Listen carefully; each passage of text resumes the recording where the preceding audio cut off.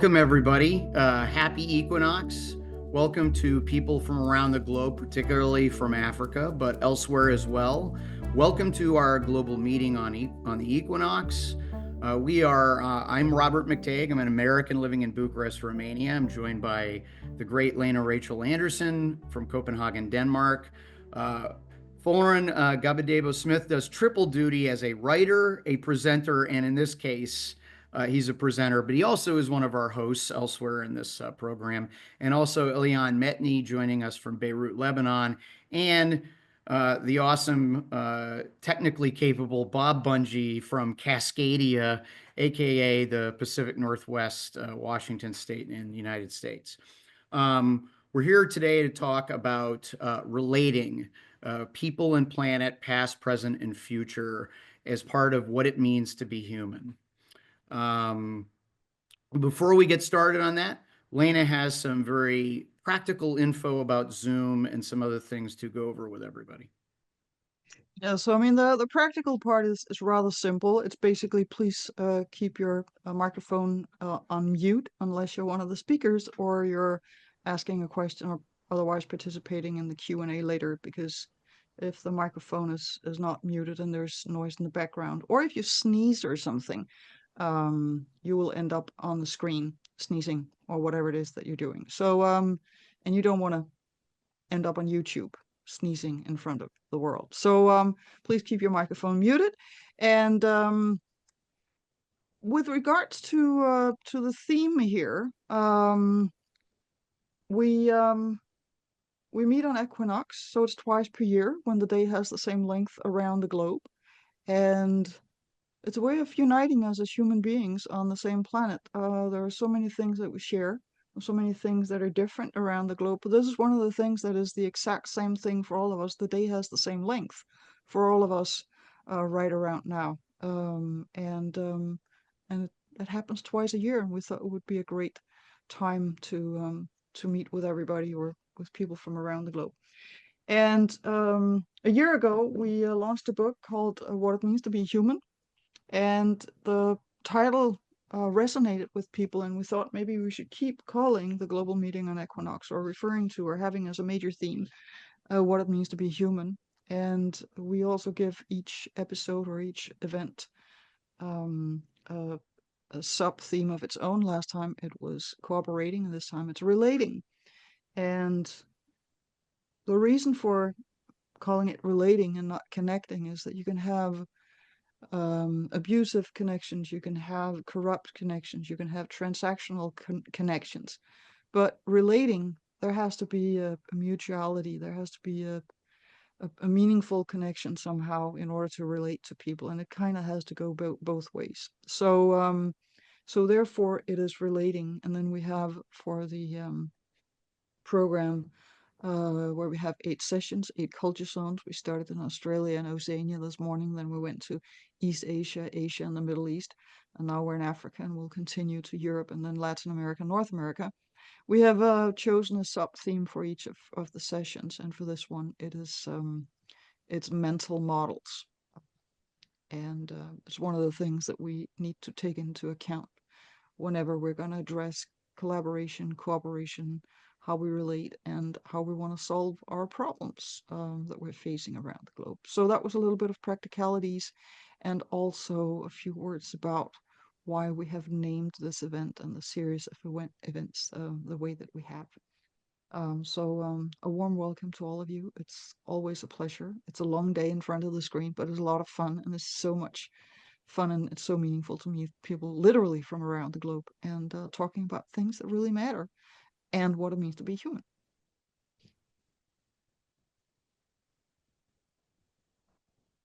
All right, folks, before we begin, we're going to take a couple minutes to do a very brief little exercise. I'm going to share a slide. In just a second, I'll share a slide. Yes, I need to allow you to share a slide. Where I want everyone to consider the question that you see in front of you. What makes us relate better to other people and or to the planet, and to name 3 things. But do not write it in the chat, at least not just yet. write it down on a little piece of paper first. That way everyone free and clear thinking for themselves, and then later we will collaborate that after a couple minutes.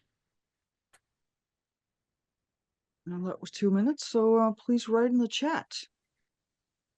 And let's see what people suggest.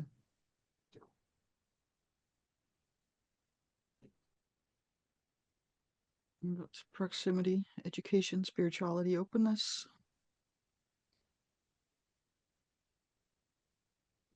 Curiosity, trust, not knowing. Compassion, courage, curiosity.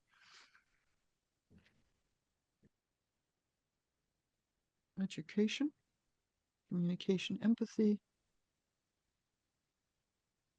Culture, responsibility, past experiences, self-awareness. See the human potential, reciprocity, good ones.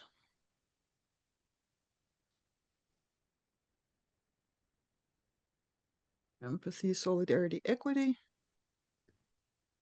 So while we're listening to the presentations and having discussions, Robert is actually going to make a word cloud, and we've done that with the previous 4 events, so we're going to do it with this one and the last 3 ones, and then we'll have this image of each of the 8 sessions, or the collective brain here when we think about what allows us to relate better. So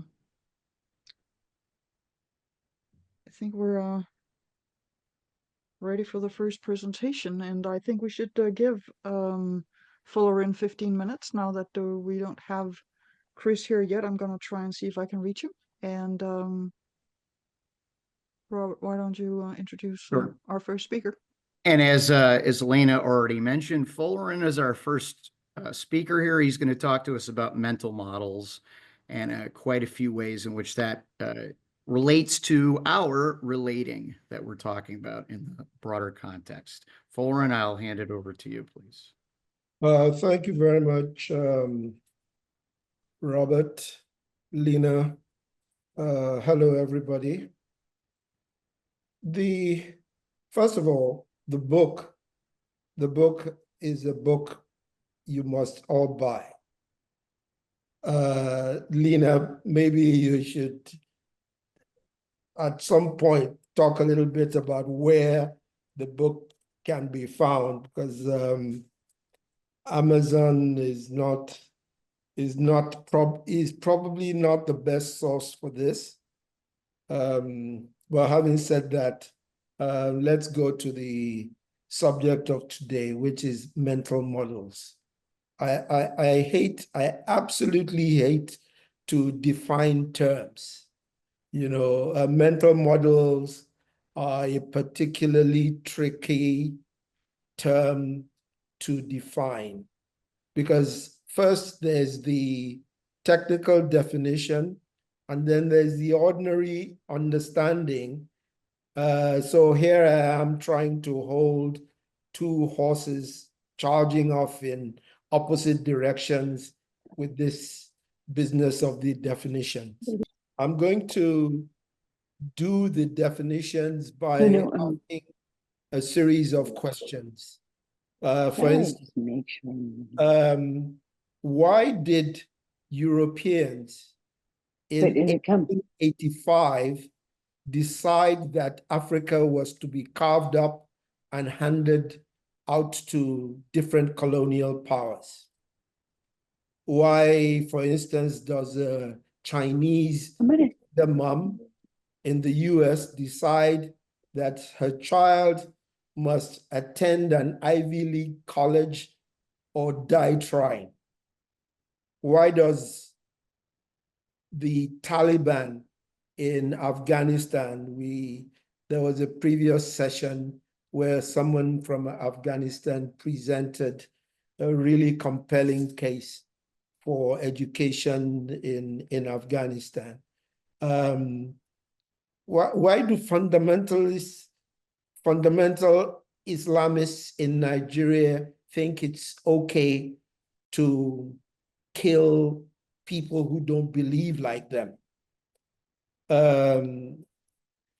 the planet is clearly in distress, yet President Trump, against screaming intellectual international opinion, says, drill, baby, drill. Why does the African mother feel free to spank her child whilst her Western counterpart thinks physical punishment of children is criminal? You know, these questions speak to images, the images we carry around, the images we carry in our minds, and the ideas that flow from these images. Images are powerful things and drivers of human behavior. You know, there's war in the Ukraine, there's war in the Middle East. Elaine was just talking about scrambling from a conference in Lebanon because, you know, planes and bombs were about to drop. You know, some of what we discuss at these meetings are very real. You know, people die, people scramble for safety. And these things are born of images that leaders of nations carry in their minds. I'll leave you to think of the images that President Putin has of the world as a whole. Think of mental models as the images that constitute a filter that help the individual or the collective to navigate the world in which we live. The game we play, whether those games are competitive games or collaborative games, are all born of an interaction between mental models that the individual has or the group has. And the group could be anything from communities to countries to religious groups. We believe, or some believe, that the environment, for instance, is to be exploited, and there is no price to be paid for this environmental degradation that is ongoing. All of us participate to a degree in the quest for materials or products born from this exploitation, yet we would deny that we are complicit in the exchange or the relationships that produce these exploitation. This is in itself a classic mental model, denial. We simply say, we don't know. I use a cell phone, an iPhone, and you know, all the materials coming from this iPhone is extracted from Congo, DRC, and there's a war there, and so on, but it's got nothing to do with me. This is itself the absence of a mental model or a denial of a picture that is clear. To be sure, we are in the zone of systems thinking here. Some choose to view the world through a linear, reductionist lens and deal with people or other groups one transaction at a time. It is the mental models that allow or to which each individual relates. When I'm dealing with Lena, for instance, I'm dealing with her picture of the world from the Danish internationalist point of view. When I'm dealing with Robert, I'm looking at somebody who wakes up to CNN every day. Those images show up, and he's got to function in this environment. So I think, in summary, mental models are like all the pieces and images we have woven into a puzzle. The difference with this puzzle is that the puzzle is active. Parts of the puzzle dominate, parts of it fade away from time to time. Mental models are fluid. They can be changed. I'm not talking about terms like mentality, attitude, beliefs. All these things are themselves derivatives of mental models. So it doesn't really help to ask who has the right mental model and who doesn't. All you can say for a fact is that every individual, every group has a bunch of images they carry around that inform their behavior. I asked a psychologist friend of mine, what is the difference between a mental model and an attitude? And he said, oh, an attitude is just the outward expression of the various mental models that we carry. If you think of a negotiation, and every day we negotiate with each other, with partners, friends, countries negotiate. Ukraine is negotiating with Russia right now. What is at play is an interaction between the mental models of every stakeholder who has a say, because some stakeholders don't have a say. We are negotiating as a race, one race to another, one culture to another. Another question is how mental models are created in the first instance. You can think of inputs like education, parenting, culture transmission, religion. That's a really big one.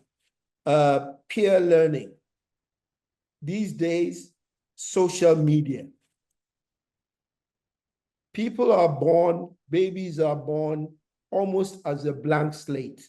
But from the minute they enter the world, they're having a bunch of images thrown at them, beliefs, religion, culture. This is how this is done. this is permitted, that is not.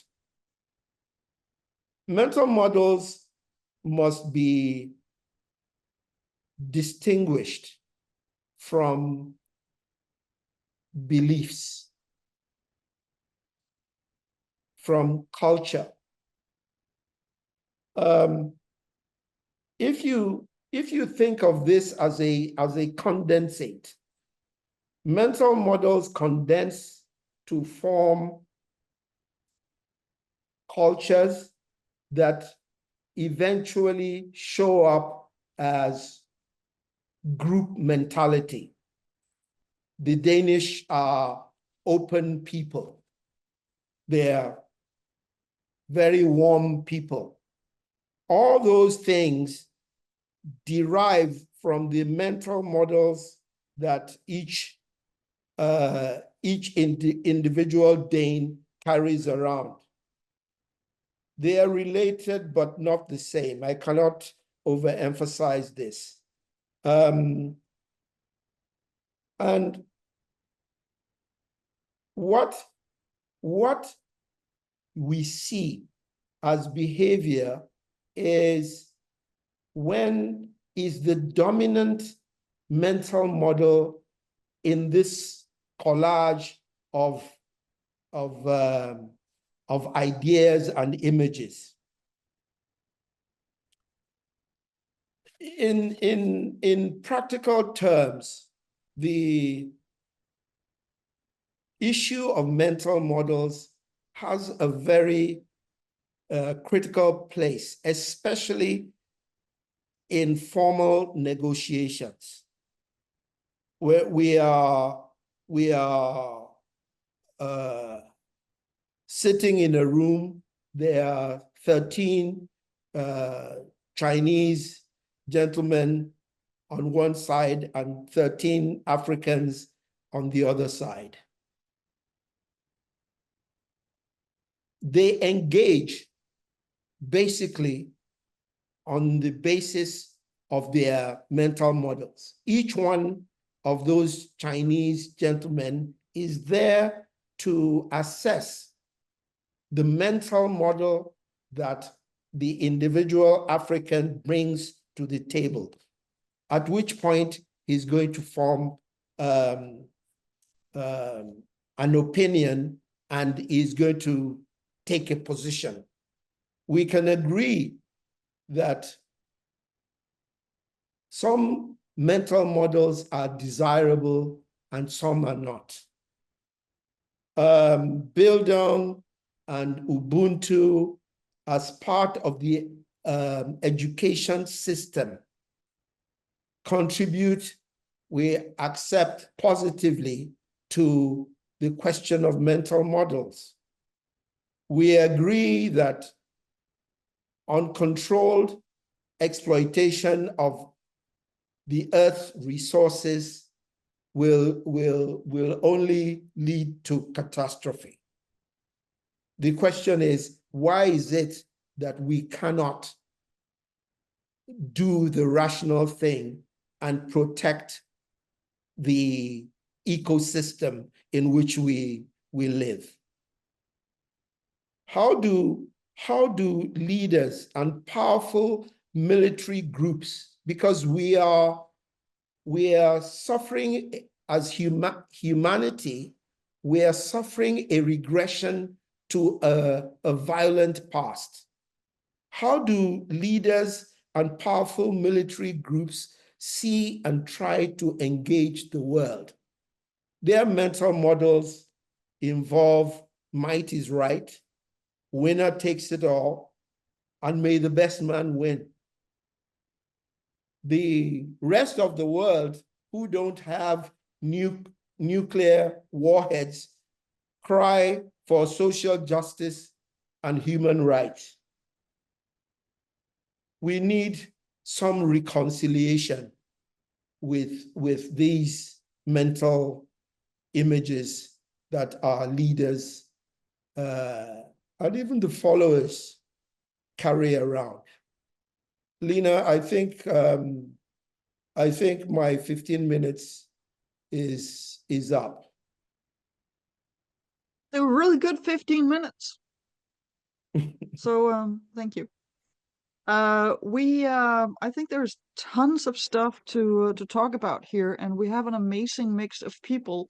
So I think, I have not heard from Chris, so we are not gonna hear about why we're all like fish, but I'm gonna send you out into to breakout rooms with around 4 people in each one of them, and we have 3 questions that we first of all, when you get there, please introduce yourselves, and then discuss what did we just hear, what did we just learn, and what would be a good thing to ask Folarin or to discuss when we come back.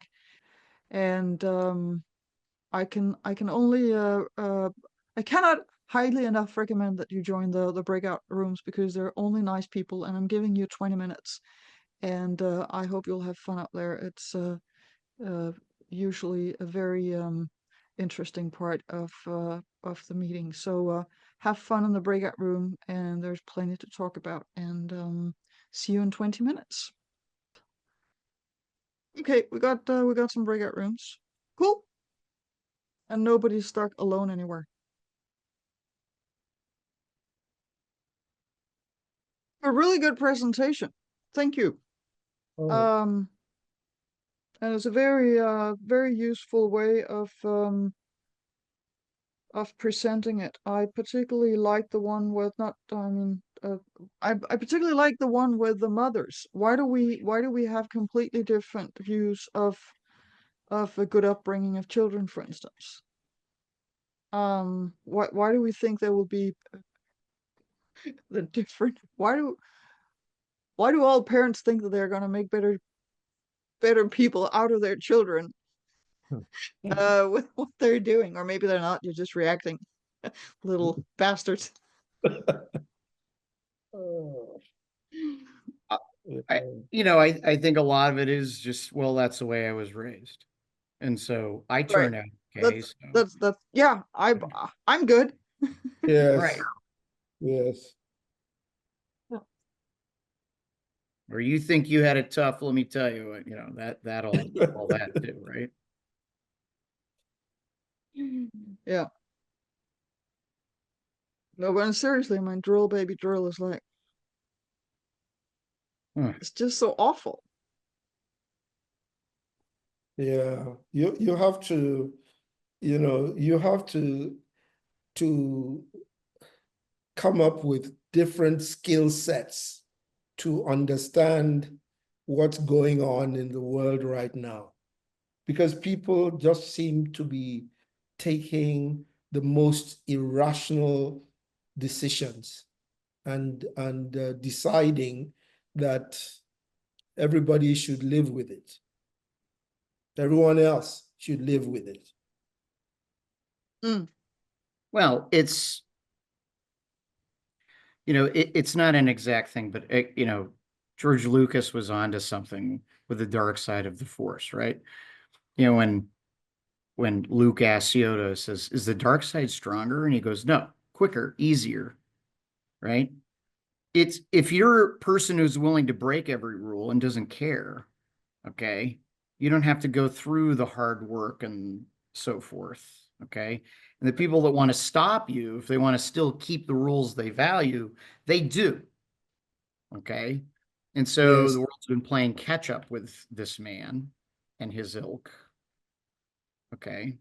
And they will catch up with him because they always do in the long run, okay? But unfortunately, bad things happen in the meantime. yes, I mean, it's easy to break things, and I mean that whole Silicon Valley, uh, I mean, act fast, break things, or break things, act fast, or break things, ask afterwards. It's just uh, it was never a good idea, but it did bring in a lot of profit in one sector. Hmm. And the reason why they could keep bringing in a profit is because they didn't care about the consequences of what they were doing, and nobody stopped them. And we had to. I mean, we Right. even had an official. I mean, some consultancy firms here went to Singularity University in Silicon Valley and heard about disruption, and then they came back and sold the idea of disruption to the government, and we had an official disruption council under the Danish government 10 years ago. It was like it was impossible to get people to understand it was a fundamentally bad idea because it was hype. Oh, we're going to disrupt stuff and do new stuff. Oh, well, you'll have to pay the price someday, and now we're paying the price. That's how Elon Musk has made his career. Exactly. And by the way, Act my fast and break father, stuff. my father worked in high tech. He was onto this crap 35 years ago. All right. He's like, yeah, the typical thing. Some young hotshot comes in, probably someone like about my age, a little older, okay, an Xer, an Elon Musk. He says, and they want to do all these things, and you say, you're going to destroy the company. Yeah. And they're like, yeah, but the stock will go up and they'll be gone in 3 years. They'll be on to the next place to disrupt that and do the same thing there. See, they never stick around either. Yeah. Yeah. You wonder how, the strategy people, the strategy consultants come to terms with or use terms like on the long run, where everybody in the company has a short-term mindset. He's here for 18 months, but they're producing a strategy for nobody that is going to be here in 15 years' time.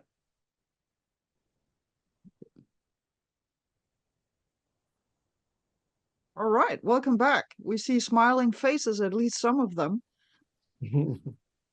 They've resolved the problems of the world, in the breakout rooms.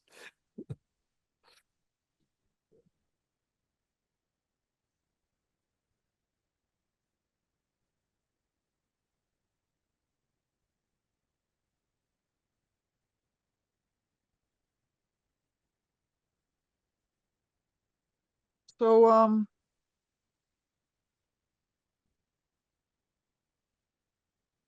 why are people laughing? What was so good about the breakout session? We want to know.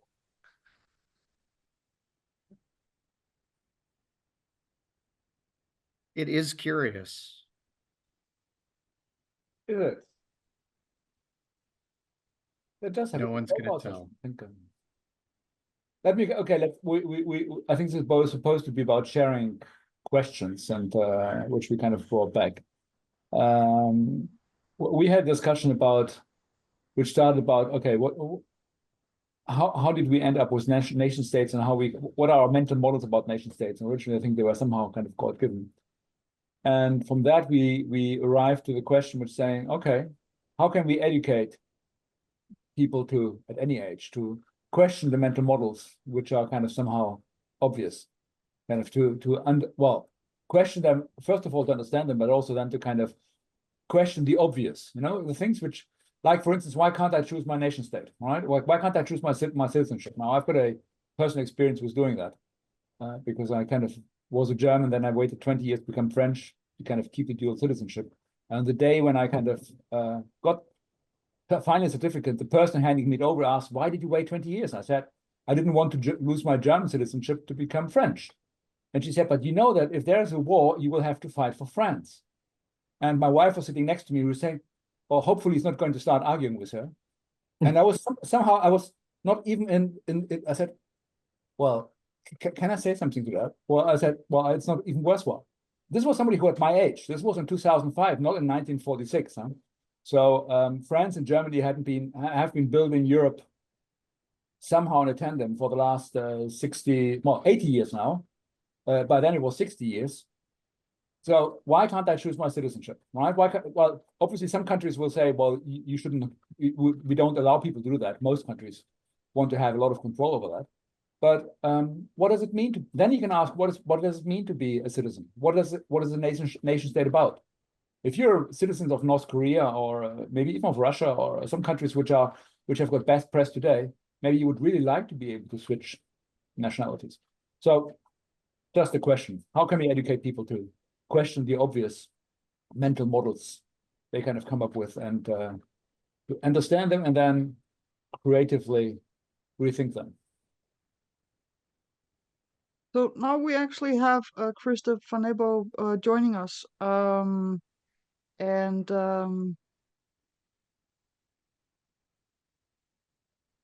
he is. I see him on the screen now. Welcome. We just had a great first hour of the session and had some interesting discussions in breakout rooms. So I wonder if we should let Christopher do his presentation, or we should have some more questions from the groups. I think we should go with the questions first. Let Christopher settle down or settle in. You know.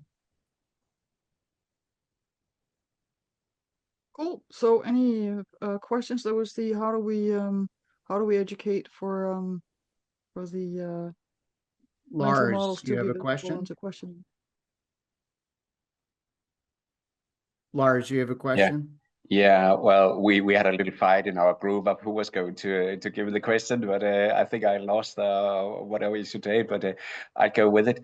You didn't, Folarin, directly mention also Trump and that kind, because, well, there's a lot of war conflicts going on, but what would you what would your take be on explaining his kind of mental model?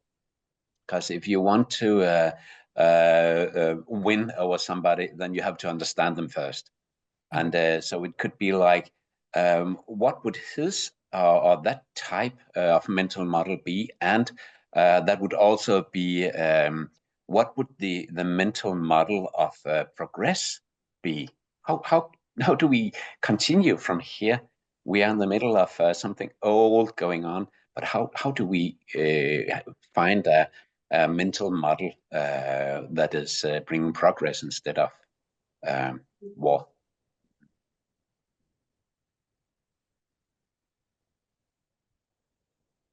Lena, should I go ahead and answer? Yes, please. Yes, please. First of all, the science of mental model analysis is a specialized arm of psychology. The ordinary person, me, you, the guy on the street, does not really have the skills to pick apart the puzzle that is constituting the dominant mental model, because the question of dominance is key. What is it that drives Donald Trump? Why does he think, everybody else does not matter? And so you are in that liminal zone between psychology, psychiatry, and just street smarts. Is he an empathic person that deliberately chooses to use this route to maneuver his way to great wealth?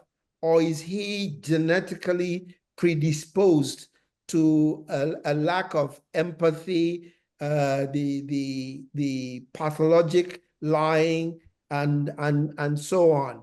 And you and I, the lay person, just does not have these skills. But I suspect that these are the skills of the future. These are the skills that people will need when AI takes over things like, the things we relied on memory for.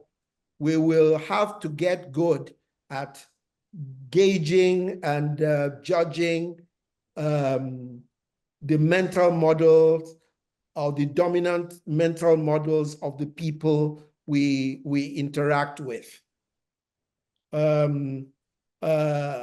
Progress, peace instead of war. I suspect that these are complexities. These are emergent phenomena. Like most things that have to do with evolution, they will emerge. A multitude of them will emerge, but die off. It is the survivors that will eventually play the role that you wish upon all humanity. Otherwise, when evolution fails, species die. That's the hard part. That's the hard fact of this. If a species does not find a way to achieve peace, so somebody triggers a nuclear device somewhere, it's all over. There's no coming back from that, because there'll be retaliation. Everybody will get involved. Then we'll have nuclear winter, and that's it. We are just a species that could not figure out a way to live with each other's mental models.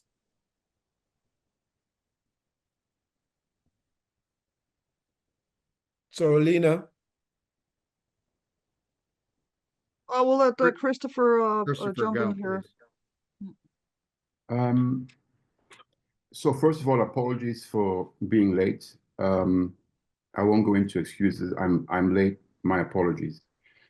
I'll pick up from the mental model and expand on that, and use that as an introduction to what I was going to speak about. I'll start with a story, a personal story. When I was a kid, a teenager, I had a very interesting conversation with my dad, which actually turned out to be a turning point in my own life. We were talking, and he asked me a question, and he said, what do we have in common with a fish? And I thought that was the most stupid question ever. I mean, it was so stupid. I didn't know what to say. I mean, what do you mean? What do we have in common with a fish? And at that point, it kind of reconfirmed my belief that my parents were totally not with the times, right? Typical teenager attitude.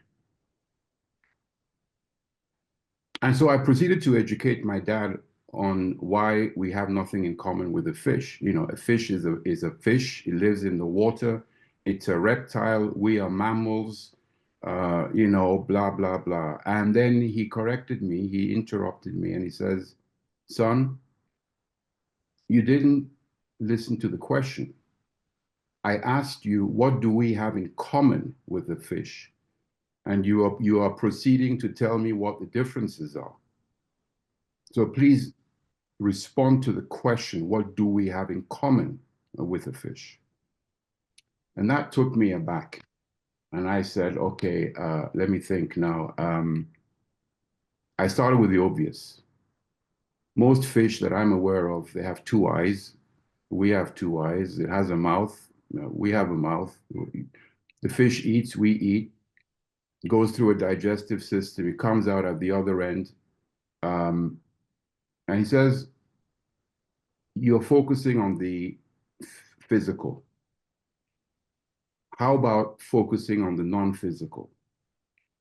And then I looked at him, I said, Dad, you've lost me. I really don't know where this conversation is going. And he said, well, let's look at the non-physical. Let's look at emotions. The fish has the emotion of hunger. So do we. The fish has the emotion of aggression. So do we. The fish has the emotion of affection. So do we. The fish is attracted to the opposite sex. for the reason of procreation. So are we. The fish has the emotion of love to defend its offspring. So do we. And so we went on in the conversation, and the more we went on, the more we saw the commonalities. And then he says, if we take this and we skip to where science is today, where we start looking at DNA, what do we see? We discover that 96% of the DNA of a salmon and that of a human is identical. So the more you look, the more you see and discover commonalities. And the interesting thing about Western education compared to indigenous wisdom, indigenous teachings, is that in the West, supposedly advanced civilization, we focus on the differences instead of focusing on the commonalities. And so let's look at education. When you go to kindergarten, 5-year-old kids, we are really firing all the neurons within the brain. You learn to sing. You learn motoristic skills, how to catch a ball. You learn to count. You learn to draw. And so you are really enabling both the left and the right side of the brains to develop social skills, how to share a cookie. But then you go into school. It narrows down to 12 subjects. You finish school, you go to university. It narrows down to 1 subject. You study for an advanced degree, it narrows down to 1 chapter of the book, of the subject, of the physics book, is now 1 chapter. You do a PhD, it's now 1 paragraph in that chapter. So you really are looking at, you know more and more about less and less. And when you take it to the ultimate, in the end, you know everything about nothing. And the more educated certain people seem to be, the more difficult it is for them to recognize the commonalities. And in psychology, there's a simple game that we can all play. You walk into a room and somebody asks you, when you walk in or when you watch this scene, the next scene in the film, on TV, whatever it is, see whether you can count and remember everything that is read. And in that process, we are there looking intently. And we're very happy that at the end, when the question comes, how many red items did you see? And we proudly say, I counted 14 red items. There was a red cap, there was a red shoe, there was a red rose, there was a red seat, there was this, there was that. And then the question comes, how many green things were there? And we didn't see any. We can't recall any. Why? Because our brain was focusing on the red items. And this is effectively now getting back to the initial question of the mental mode, the mental status. And so if you are focusing on the differential, that's what you will see. And you get that reinforcement. And you talk to other people. Did you see how many red spots were there? Red eye? Oh yeah, I saw. Did you notice? Yes, I noticed this. So you have that feedback loop reinforcing the illusion. And that's how reality is built. So in other words, all you see is red. And when somebody comes along and says, hey, I see blue or I see green. And we say, no, it's not possible. There is no green, there is no blue. And so this is one of the problems that we have. And when you focus on the differential, it becomes very difficult to recognize what we have in common. And those who focus on the differential, they end up in a mental model of the zero-sum game. It's either me or you. There is no us.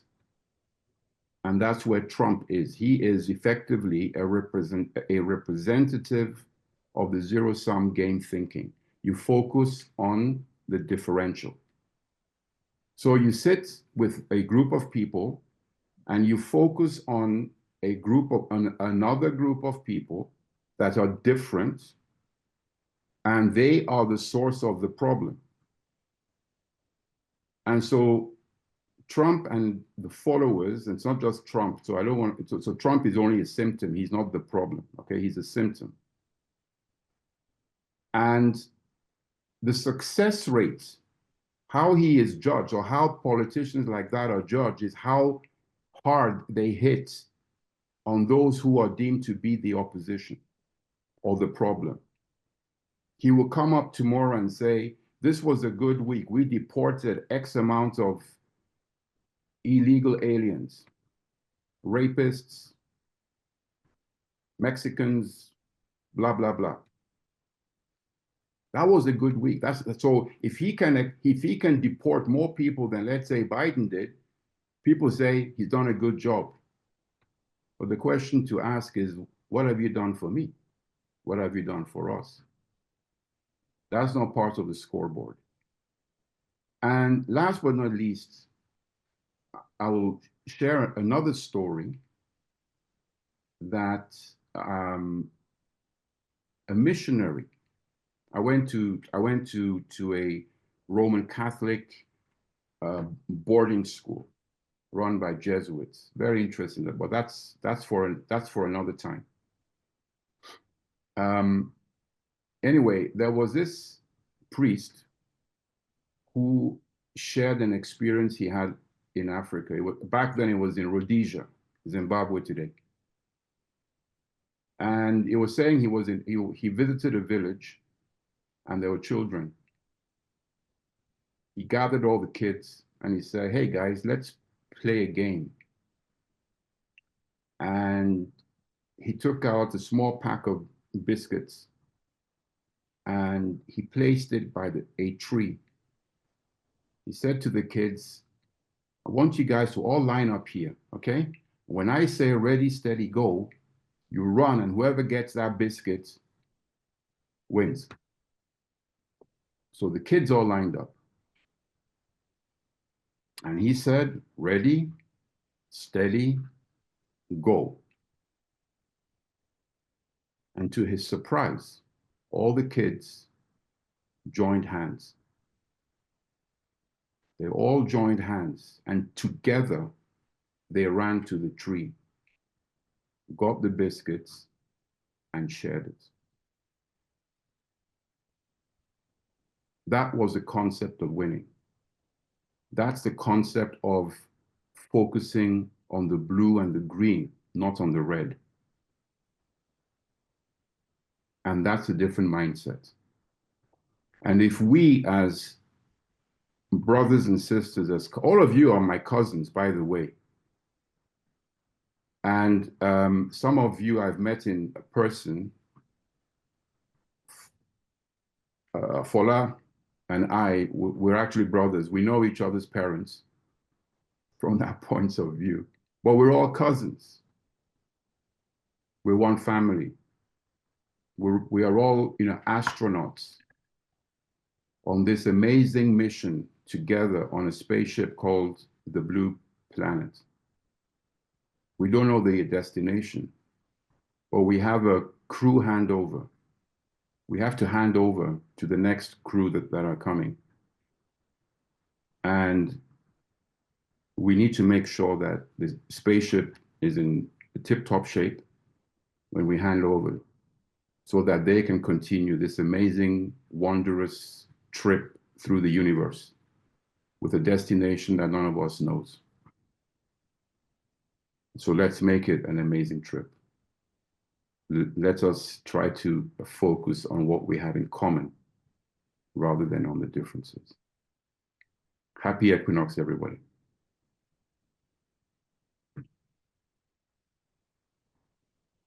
Thank you. And thank you for sharing those thoughts. And it's a hard one to follow. But I bet there are still some comments or questions, or maybe Folarin would like to share some thoughts on that.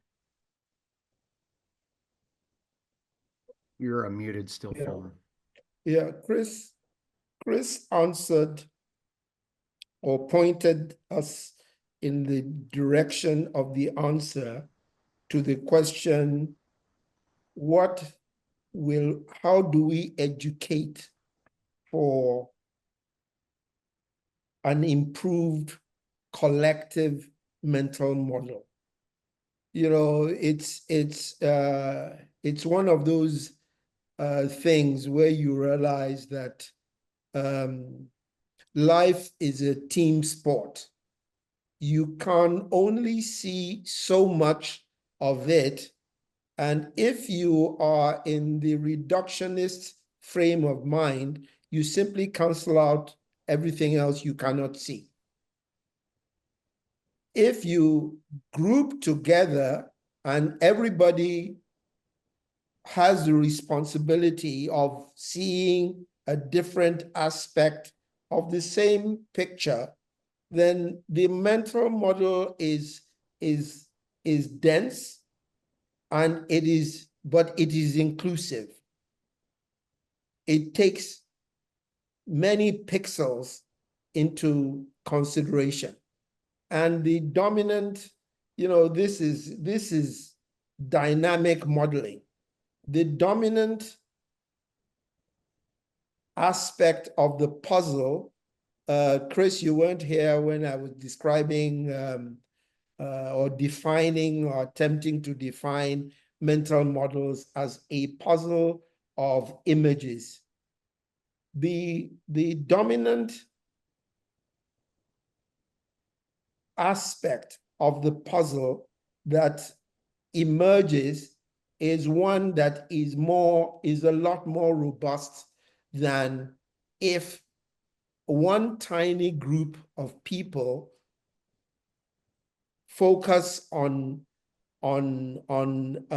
winning, in quote. And this is the problem that is described when people talk about capitalism played to the end. Elon Musk wins, the billionaires, there are 10 of them, they control the world.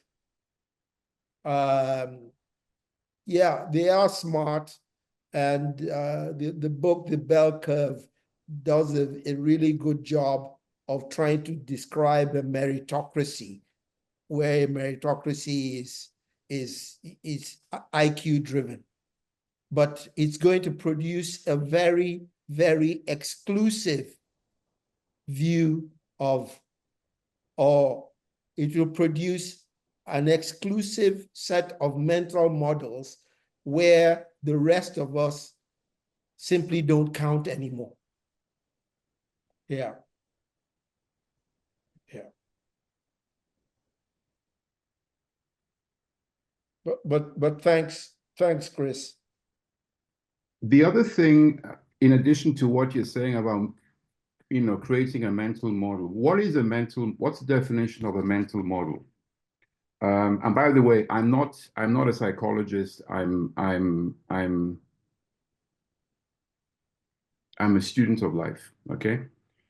A mental model, in my estimation, is also kind of related to being in control of one's thoughts. And we all have this experience of meditation, where you effectively try to settle and quieten the chaos of the thoughts that are bubbling up seemingly in an uncontrolled way. And then through meditation, you slowly are able to control that, to get a calmness. And then you can begin to identify certain thoughts that you can latch on and follow. And you can then effectively choose, and that becomes the power of the mind control, thought control. And that creates your mental model, so to speak. Now, what is happening now, and I had that conversation just with this morning, actually, and with a couple of people from the younger generation, where I am kind of taken aback and amazed at the amount of depression that young people or younger people have. So the effect of depression, we are identifying all sorts of mental models, which we call mental health issues, ADHD, and we give it all sorts of names. And then we prescribe medication. So the amount of people today that are on medication is frightening to me. And we all know what the business model of the pharma industry is. The business model of the pharma industry is to make money. So you don't give a drug to heal, you give a drug to make sure that they are stuck on that drug. So if you have high blood pressure, you don't talk about lifestyle, you give a drug and then that's it, you got to take it for the rest of your life. If you're diabetic, the same thing. So what is happening here is that many of us are stuck on social media. So you have your cell phone and you're swiping, you swipe, you swipe, you swipe. So what is happening? Your mental model is dictated by the algorithm. You don't know what the next swipe is going to produce or present itself. And the more you are controlled, the more that becomes a mind. So the mind control through the algorithm takes away the independence of the mind to explore and to discover. And I think this is something that we need to think about, we need to address, we need to have a conversation. And it is a way of regaining control of our minds, regaining control of our destinies. And I believe that, or I think it's a hypothesis to be proven, I guess. You know, part of the combined chaos that we're seeing today is that many of us, the younger people, are having a lot of difficulties. It's a challenge to retain control and be the author of our thoughts, to be in control.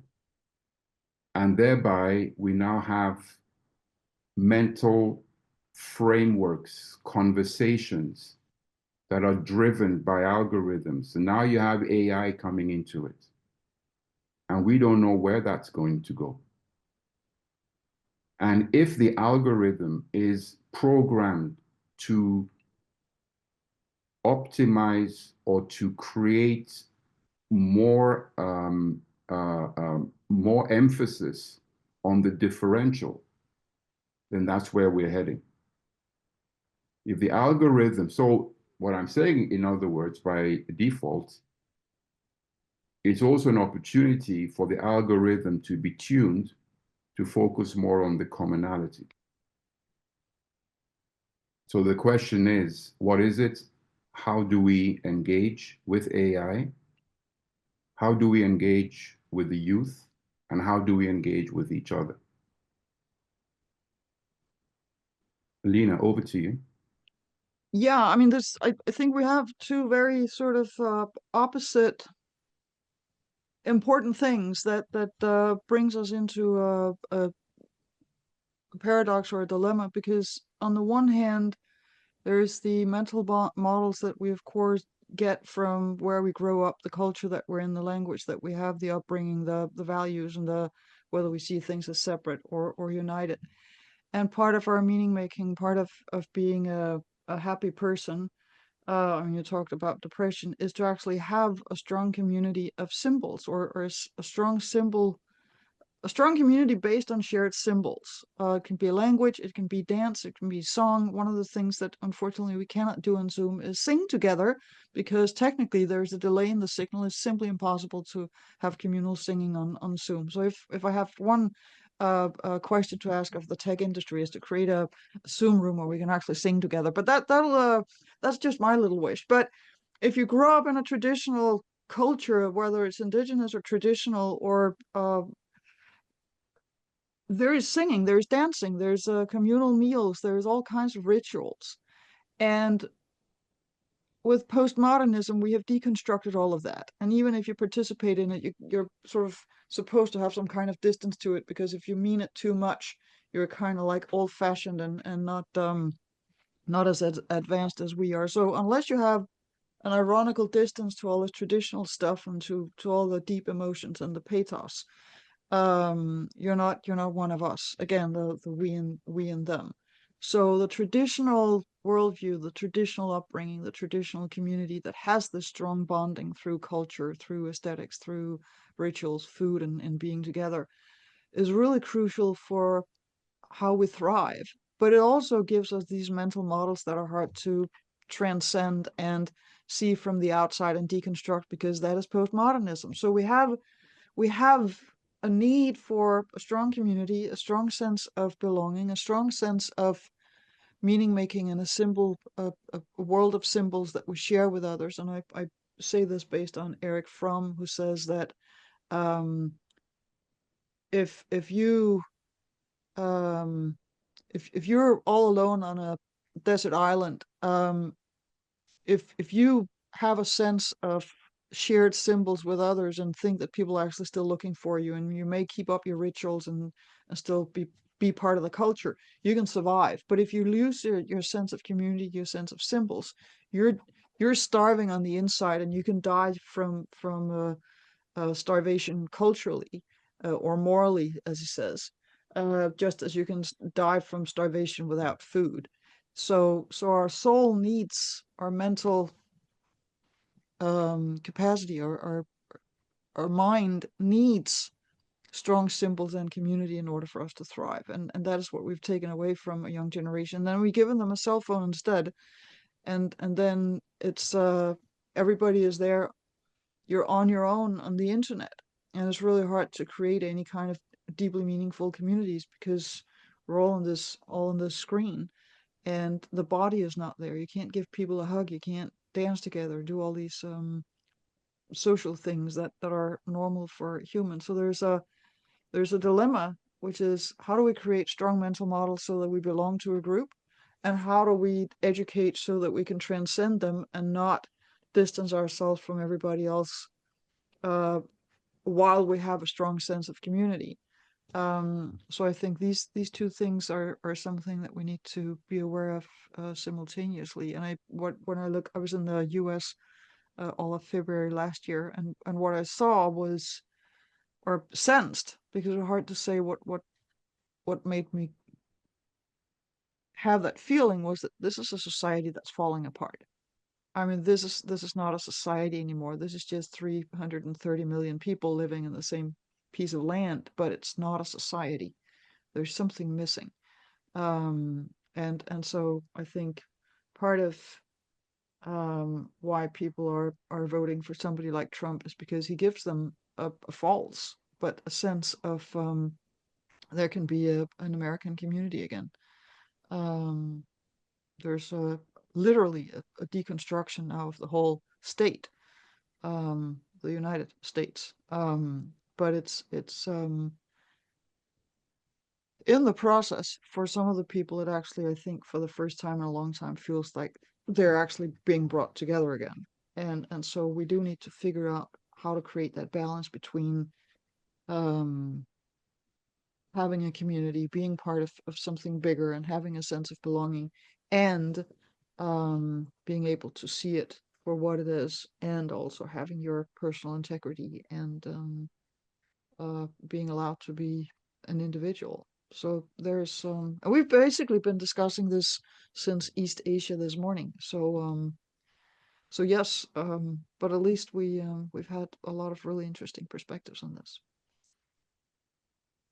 It's interesting what you're saying, and I agree up to a certain point. I don't think the need to belong to a community has actually diminished. I think it is still very much there. The need is there. The need is there, exactly. And that's one of the issues through the internet. You can fall into a rabbit hole where you actually now join a community. And the community that you're joining, that's what I'm basically saying, is as you're joining, it now creates a mindset. And you see that reinforced. And it's reinforced then through the algorithm, right? And so you feel you are in a community, and the deeper you go, the less you see everything else. The more you see red, red, red everywhere, right? There's a fascinating thing. I don't know whether it's called a silent disco. I don't know whether you guys have actually experienced it or seen it happening, right? I live very close to Montreux, so we have the Montreux Jazz Festival every year. And one of the new things that, well, new since a couple of years now, is they also have a silent disco area. And for those who are not familiar, is you go there and you can choose a headset, and they have flashing lights on it. So it's either blue or green or whatever it is. And you put that up, and then there's a DJ spinning music for you.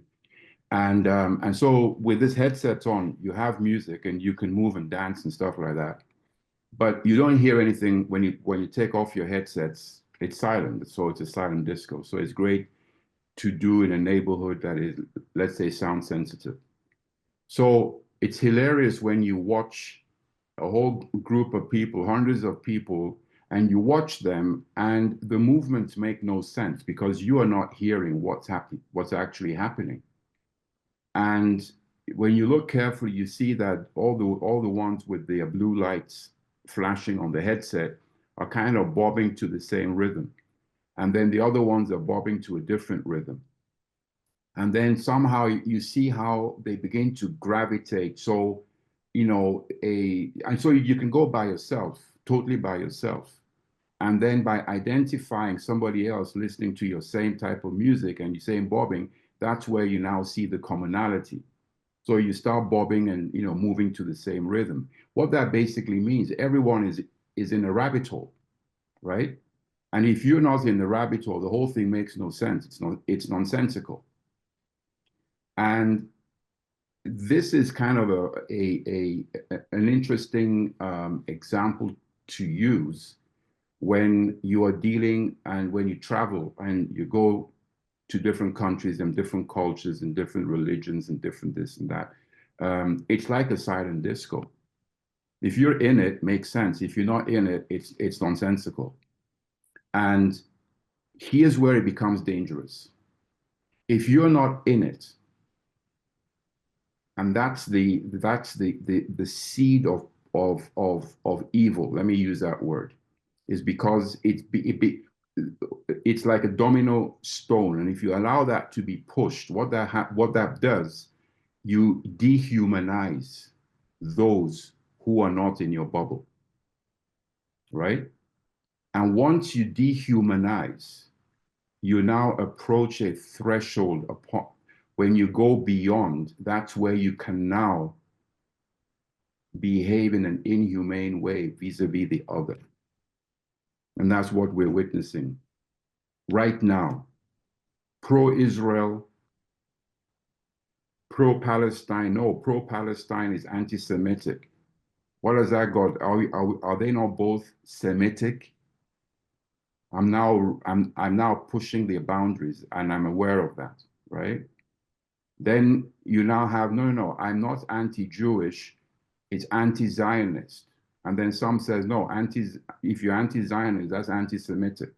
And all of a sudden you're in this total chaotic, nonsensical asylum disco, where depending on what headset you're on, you're bobbing to somebody's rhythm. And everybody that is not is actually your enemy. You see, that's that borderline. That's what we're now experiencing. It's very dangerous. And we need to be aware of that and really be able to maintain a form of rationality and always recognize we're all human, you know. Bogus, you want to say something, I guess? Yes, thank you very much. Because I asked you with the words which point, because you remembered myself and my own culture too. So We have an big extremely he poor was also connection from you, August. you cannot hear me? No, I can't. Try speaking loud and clearly straight into the microphone, and let's give it a shot. Okay, let me make it short then. Before, let me I try to say that before I was socially disabled. I'm more than 50 years also. I couldn't see any point to be in social places, any kind. So then in the book, one day I learned that to be social, the main purpose of being social is to transcending the individuality and becoming a part of a big group of people. So then it was clear for me that to become social has a purpose. Then I try to search for those kind of social, being social kind of gatherings, but I cannot find it except internet. Sorry, I don't want to, only in the books and in the internet with, for example, this meeting is helping me to transcend my individuality and to become a part of a bigger, more than me, a group of people. So this is the basic purpose of being social. But sometimes internet, as you say, I totally agree that the internet is tearing us apart. But in my situation, the books and the internet is the only place where I can be social, in this meaning of transcending my individuality and becoming part of. But anyway, thank you very much. It was great for me to remember my point of view. So I was trying to emphasize this. So I have to kind of cut you off here because we have 2 more minutes left of this session, and I would like to thank both Folarin and Christopher for their presentations and for also everybody's participation. But before we leave, we do have a word cloud created by Robert based on the answers that you gave earlier in the session. What is it that will allow us to be better at relating to other people and to the planet? And I see courage and curiosity in there and willingness to listen. So so those are some of the answers. And we've done this in all, what is that now, 5 sessions. We'll do it with the last 3 sessions as well. And after the event and as we upload the videos, you will see our collective brains in all 8 sessions. And then Robert has shared the link to the Padlet. So if you go to the Padlet link, you'll go to a world map, and Robert has also shared the world map. And at the bottom right-hand corner of the screen, there's a pink circle. There's a plus sign in the circle. If you click on that, you can enter where you are, the town, or even down to the street, I guess. And you can put yourself on the map with a pin. And as you can tell, we've already had people participating from literally around the globe. And I hope that definitely some more of our African participants. We only have 2 pins there, it seems. So please, if you're one of our African participants, please go to the Padlet and tell us where you're participating from. Otherwise, it seems like we don't have people participating from Africa, and that's not true. Not just a truth with a minor T, but it's not also not a true with a major and shared bigger capital T. So we're here from around the globe, and we would like that to show. So thank you for joining. And once again, thank you, Christopher, and thank you, Folarin. Thank you, Robert, for hosting the session. We are going to shut down the Zoom room for 10 minutes because we're traveling to Europe. And we got 3 amazing speakers there. Somebody named Lena Rachel Anderson, and we have Mark Eink, and then we have Nadja Pass.